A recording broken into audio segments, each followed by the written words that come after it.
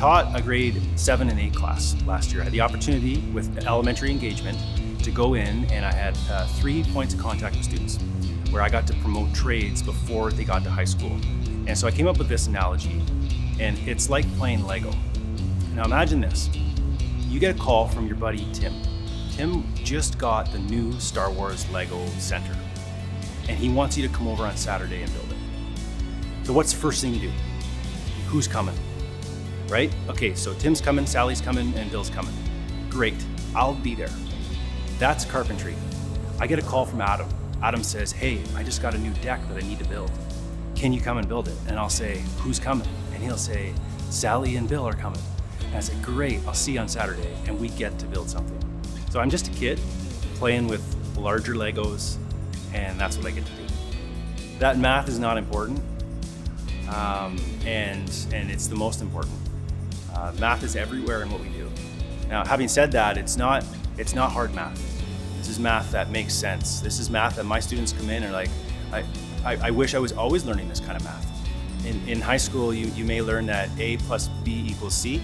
Well, what does A and B mean, right? And what's C? Like, what does that mean, right? But we can actually hold A and B in our hands here and then measure C. And it just makes sense. That's the math we do. I wasn't listening to myself, into my gut to what should I be doing. And since trades wasn't really taken seriously, it wasn't an option. And now I understand how great of a choice it was to get into the trades. It's a booming industry. There's so much work. I'll always be able to fall back on a ticket that I have because I'm a Red Seal carpenter. I know carpenters that they've known before they leave the womb they're going to be carpenters, right? And that's not my story. I was encouraged to go to university. That was the path set out for me. In high school, I took all university targeted courses. I took one shop class. I can remember being in that shop class, and there was a finishing room. I was building like a TV cabinet, and I'd close the door to the finishing room, and just like the world would just like shut off. After high school, it's kind of funny. The phone rang, and it was someone asking for my brother. And what do you want?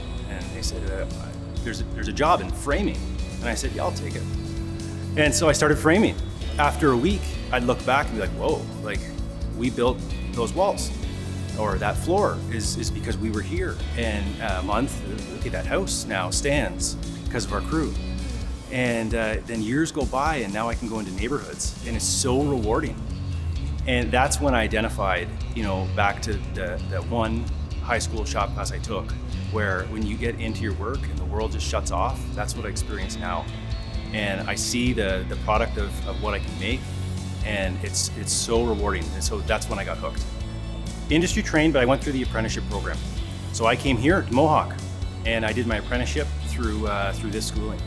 So this is a bit of a home to me for where my career started. Every tradesperson is a teacher at heart. If I could summarize every trade in 3 words, we do 3 things. We learn, we earn, and we return. And it's not that you learn first, then you earn, right? This all happens at the same time. All 3 of these words are all going on at once. You learn, you earn, and then you return the knowledge that you gain from someone else to somebody that is still coming up in the industry. That became the next best thing of my job. I love building, I love seeing the progress, but more so than that, I love seeing the progress of people I've taught. And I kind of wondered, how can I do that on a full-time basis? And Mohawk gave me that opportunity. One of the things I'm kind of honored about here at the college is that I get to teach along with teachers that taught me. I did an apprenticeship in carpentry. I would argue that I'm in an apprenticeship for teaching now. These are the people that surround me, and they look at my lessons, and they sit in my classes, and we bounce ideas back in the office, and we share PowerPoints and different presenting methods and all that. It's just such great teamwork. Mohawk has yet to say no to me, and I've got some pretty wild ideas, right? I said, you want to build a full-size house? And they said, sure. I said, really? Like I go in with these asks, and I don't know if we're gonna get a yes. And I said, okay, next year, can I build 2 houses? Sure, like full-scale houses. I asked for technology. Yep, done, you have it. So what can they do better? Well, they're doing a great job. The day they say no to me, we'll talk again. Every teacher here is a licensed carpenter. We come with real life experience to the classroom, and our students will absorb that. And on top of that, they're doing it themselves. Our students are in the shops with our talented faculty as the students build their projects. It comes and goes. It's remarkable. Thank you. I can hide 10 carpenter's pencils in it.